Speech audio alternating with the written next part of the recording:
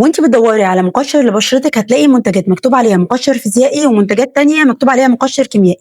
وعلشان انا بخاف على بشرتك هعرفك الفرق ما بين الاتنين في الفيديو ده. روحها خفيفة بس ديفا ديفا ديفا ديفا. المقشر الفيزيائي ده المقشر اللي بيبقى فيه حبيبات بتحسيها تحت ايديكي زي السكر او القهوه او الميكروبيدز اللي موجوده في المقشرات الجاهزه اللي موجوده في الصيدليه. بيشتغل ازاي؟ عن طريق الاحتكاك المباشر مع البشره بانك بتشيلي طبقه الجلد الميت بالاحتكاك مع الحبيبات دي. طبعا غير مناسب لاصحاب البشره الحساسه او الناس اللي عندها حبوب لان هو هيزود الالتهاب وكمان ممكن يسيب اثر، بس مناسب جدا لاصحاب البشره العاديه والبشره المختلطه وكمان البشره الدهنيه. بيتعمل مره كل 7 ايام، فتره كافيه قوي انك تشيلي الجلد الميت اللي اتكون في الفتره دي.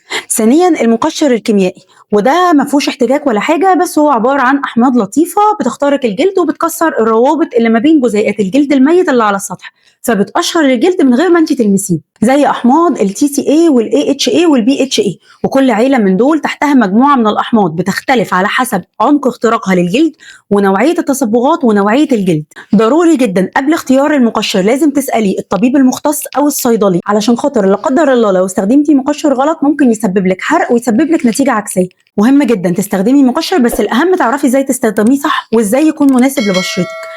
بشرتك مش زي بشرة حد، واللي يناسبك ممكن ما يناسبش غيرك.